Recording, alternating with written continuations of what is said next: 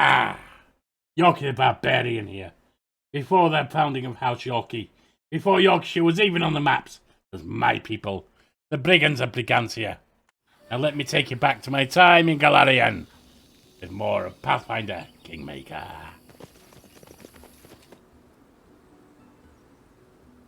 We finished off the lightning struck tower. Met Ekandio. Bold and fearless he is. And he's also revealed various places around.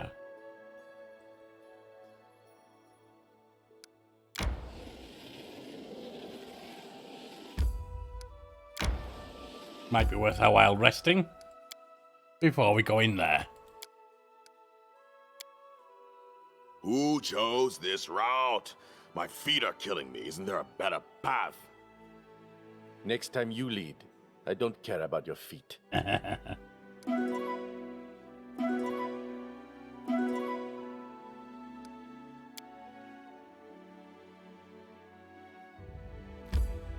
a look at this bandit camp.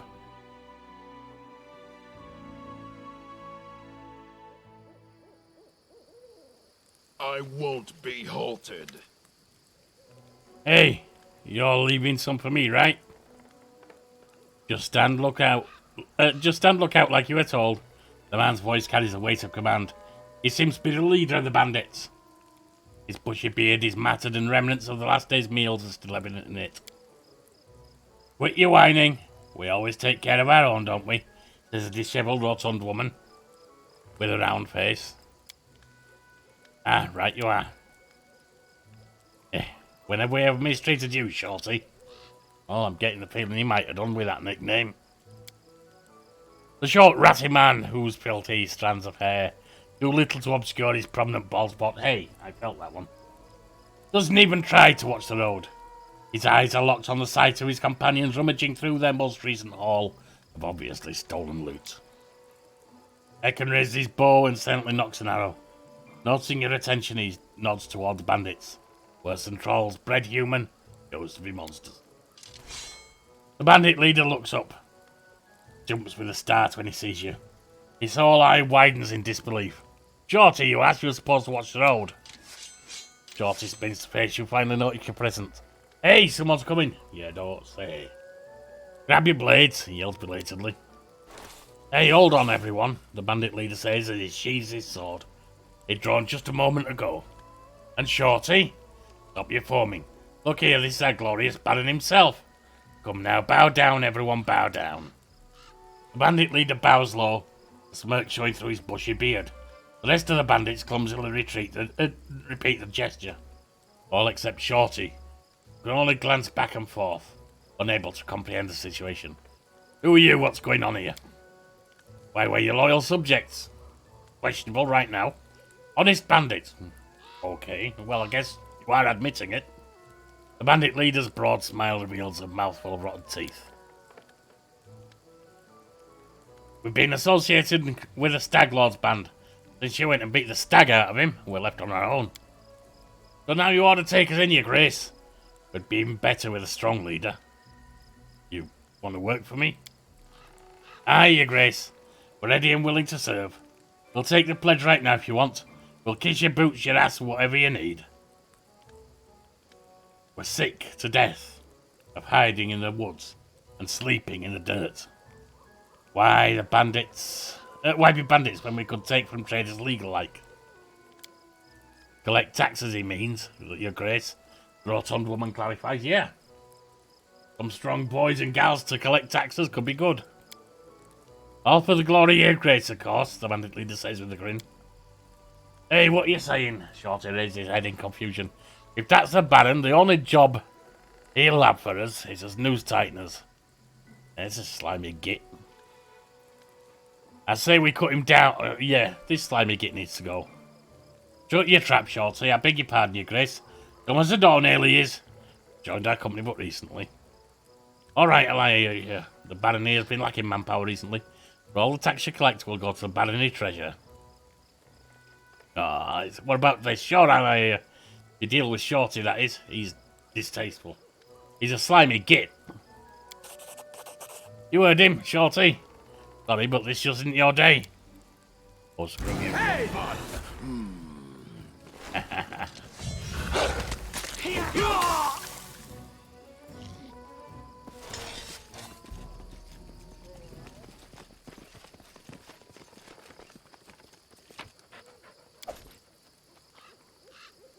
Odd, short sword +1. Not very useful.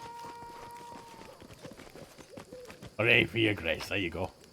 Now give us all you got.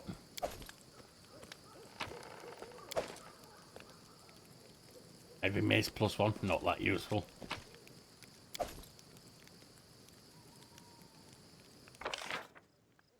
Anything else around?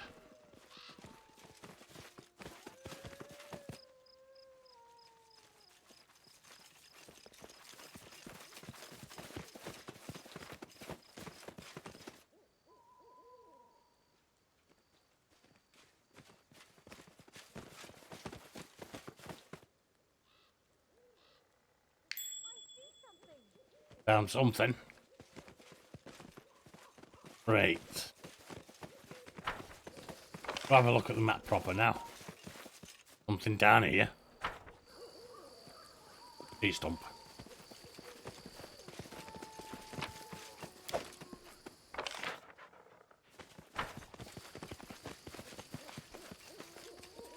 That seems like it might be about it.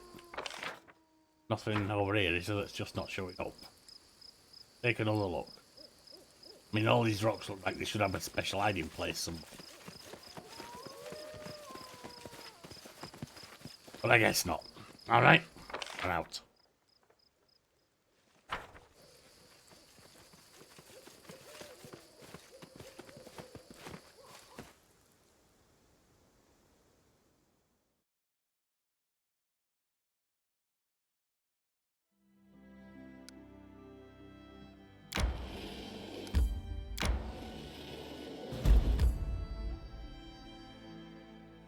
Something going off in the kingdom, but I can't do it right now, can I? Kobold Trail. And Kobold Camp. We'll take a look at them.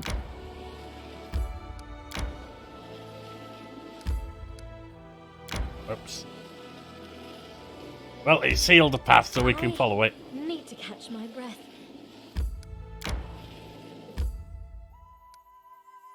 Too many are tired, let's just rest. If it wasn't for you, I wouldn't have survived there. I'd have died under the lash, or jumped on a guard's spear. I wouldn't have survived without you either. Your rage gave me hope, even on the edge of despair. That's how it goes, isn't it? Supporting each other.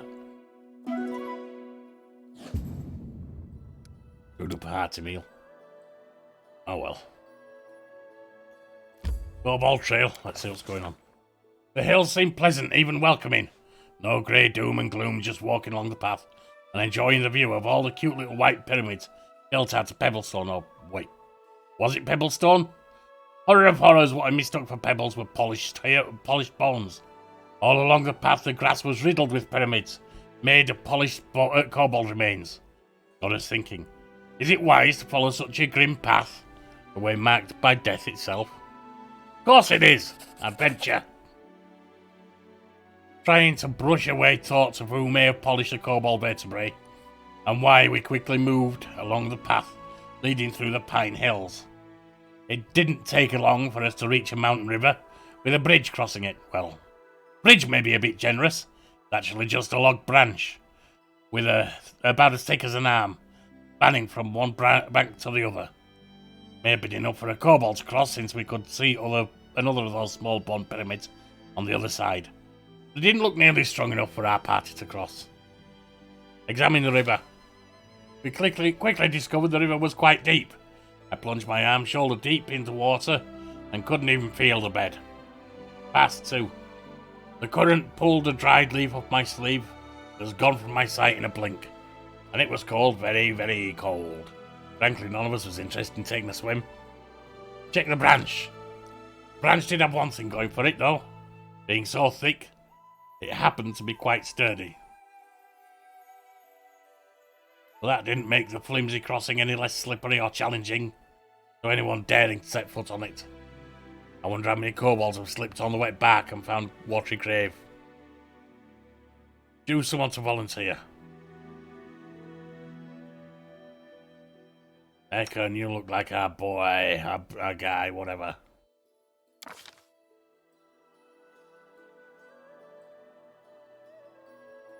Ekondio was unperturbed by the thin branch and the speeding current. After a deep breath, our volunteer set forth along the precarious crossing. One step, then another. A few feet crossed with no trouble, and I started to think that many things would be fine when the branch jerked. That shake. It was rolling over. No time to think. All I could do. Jump to the other side. Oh, the length we'll go to in our efforts to keep our pride untarnished and our pants dry. One incredible jump and Ekondio was on the other bank. He took a moment to catch his breath and turned his attention back to the crossing. A nearby shrub concealed an amusing kobold contraption, a crooked ladder, built from random planks and sticks. It seemed the kobolds crossed the river very much the same way we had, letting the most agile companion across, fling the ladder over to the other side. We crossed the river. One small pyramid made of polished kobold bones may be a bit spooky, but it's not unbearable. How about thousands? We found ourselves looking over a proper kobold graveyard. Each little pyramid, a mark on a kobold's death, and that mark made out of their own remains. The real enigma, though, waited in the heart of the burial ground. The centerpiece was made of hundreds, maybe even thousands of polished bones, all put together to form the head of an enormous dragon. Imagine it. These small, nonsensical reptiles somehow managed to create a sculpture, both fearsome and magnificent. Such might, and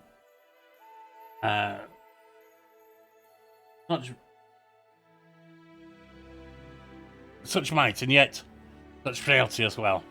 If a single bone were to be removed from the foundation, this beautiful statue would crumble to dust. And even I'd spotted one such flimsy bone. Regardless, we'd come face to face with irrefutable proof the kobolds, for better or worse, were changing. This news had no impact on our search for trolls, though. The land was clearly sacred to the kobolds, and it seemed unlikely they would bring their new friends here. How would the Baron deal with it? You know what, we're going to leave it. Following my advice, the Baron adjusted the dangerously loose bone in the hopes of reinforcing the remarkable composition. His Grace was standing to leave when the glint from the dragon's jaws drew his attention. Carefully reaching inside, the Baron pulled out what seemed to be a dirty stone. Beneath the outer layer of clay, we found a large, finely cut emerald. Him, the kobold spirits decided to grant as a gift. Stowing the offering in his bag, the Baron turned and left. We dutifully followed our leader, though the bizarre kobold burial grounds were far behind us. Alright, so we've got that. Now let's go to the kobold camp, shall we?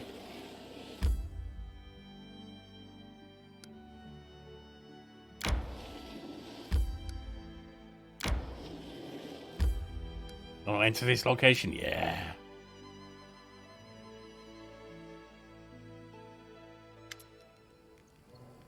You see a gang of kobolds resting around a fire. When they finally notice you, they jump up and start scuttling around, making a mess and bumping into each other, all the while muttering something in their hissing language. One kobold emerges from the swarming crowd. His scales are a touch lighter than those of his companions. On closer inspection, he seems to be extremely old. His skin is dry and lifeless, and he clearly lost some of his scales long ago. There's something curious about this kobold. Seems to be calm, confident, and wise. Like the statue, innit? Slaragas. Or Slarax. The old kobold hisses. The rest of the kobolds immediately calm down. Greetings, he says, addressing you and sticking out his hand. Oh, they're so cute. Octavia explains. Clasping hands together. May I keep one? Wouldn't think you'd want a slave, Octavia. Greetings. He shakes the old kobold's hand. It's slimy and cold. He continues to stare, his eyes still yellow. and emotionless. Kobolds humans love, the old kobold says. Ends of kobold. Oh, it seems in love with you. Tartuk thinks that bugger. The old kobold seems to have said his piece, so he just continues to stare at you with cold, still eyes. Tartuk, what a familiar name. Tell me, do you know the story of the subscale kobold tribe? The kobold seems to not understand a single word you're saying, but reacts to the word subscale. Subscale, bad, not friend.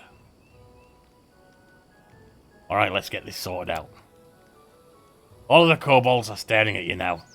No blinking, no movement among them. Starting to get uncomfortable. These don't need attacking, these are getting smart.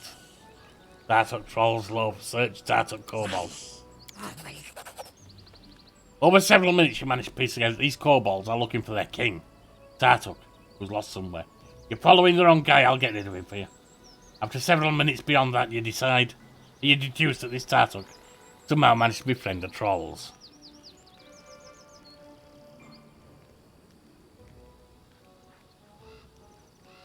Why are you looking for Tartuk? King. Tartuk trolls, kobold love.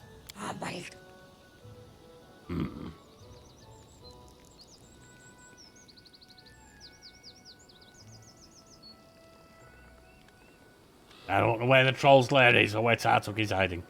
Suggest you give up. Unable to judge the expression on his snout, you can't tell if the kobold is upset by your statement. After your answer, he turns away from you as if you had ceased to exist. Kobolds quickly gather and leave into the woods. You didn't see the point in attacking them, they seem smart. They're just being led astray at the moment by that bloody Tartuk.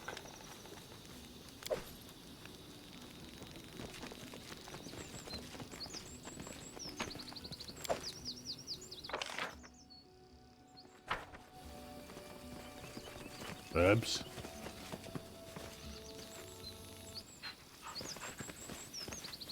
Right then. Sorry about that little edit. Back. See if there's anything else around here.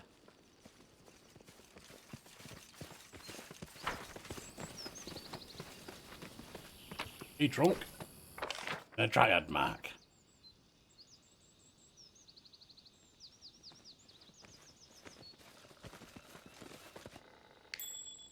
Something's over there. We'll catch it in a minute.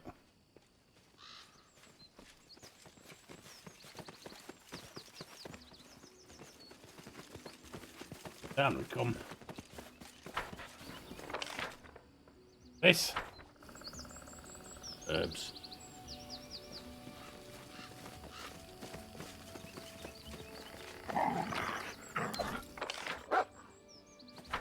And there's up here.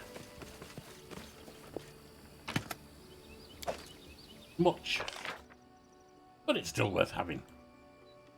Right, we'll leave and head down to who he chooses next. There.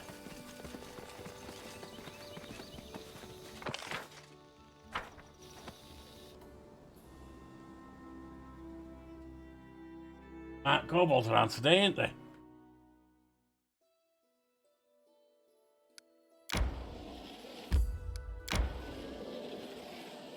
Get off down there.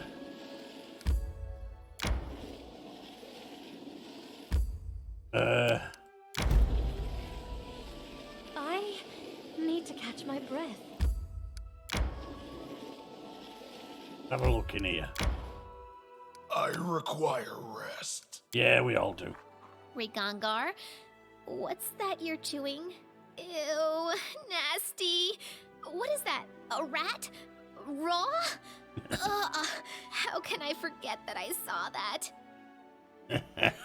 You sissy. In Numeria, we were glad when we had a rat for supper. Besides, they're so fat and tender here in the Snowden lands. Yummy. Stop taunting a reg.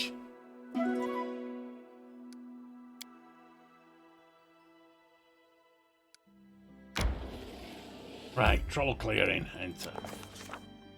Small glade showed signs of brutal troll feast. It was littered with gnawed bones. The ground was furrowed with marks of huge feet. The trees held gouges from sharp claws. The branches had been adorned with the skulls of humans and animals, both old and new. Unfortunately, troll marks vanished outside the glade. Tell that the trolls had often used this place. Ekken's usually expressionless face turned into a disgusted grimace. You could see the pain as he felt as he looked upon the remains of the troll's victims. Finally looking away, he said, "They'll come back, we need an ambush." Okay, we'll ambush. The trolls were really taking their time. The sun rose higher and higher, but we had nothing from the woods but birdsong and buzzing insects. Ekken froze, keeping his bow at the ready as he gazed into the woods. His eyes would focus every now and again on the remains of a hanging from the trees. Expression was one of strong determination. He would wait for the trolls and he would kill them all. Fruitless waiting began to tire us out. Octavia took a look around, impatiently, tugging on a long hair occasionally. Really bored out of her mind. Continued waiting.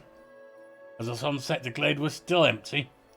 Darkness spread across the scraps of the troll's feast, and grass began to fill with dim lights of fireflies. Ekken flexed his muscles, tired of the long, motionless wait. "I could be wrong," he said regretfully. "We may be waiting in vain." Having caught a firefly, Octavia entertained herself by watching it crawl across her slick fingers. Yeah, screw this, let's leave. We packed up and left.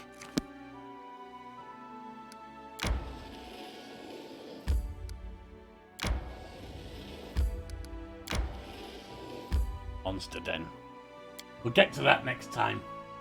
We had a look around at some smart kobolds. We also need to head back because it looks like we've got stuff going off at the capital.